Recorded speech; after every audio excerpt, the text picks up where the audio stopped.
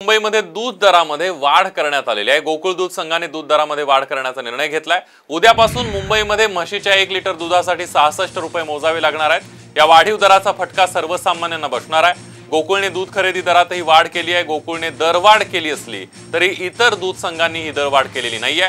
त्यामुळे इतर दूध संघाच्या दुधाचे दर तेच राहतील, फक्त गोकुळच्या दरांमध्ये वाढ होणार आहे।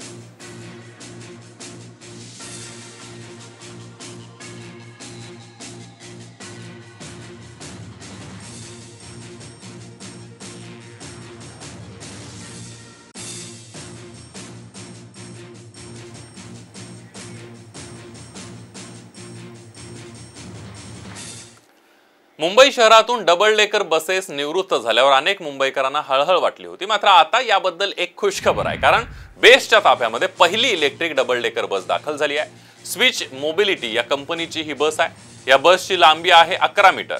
एका वेळी आतून 99 जण प्रवास करू शकतात। एका चार्जमध्ये 300 किलोमीटर धावण्याची या बसची क्षमता आहे। येत्या काही वर्षांमध्ये एकूण 900 इलेक्ट्रिक बसेस मुंबईकरांच्या सेवेमध्ये दाखल होणार आहेत।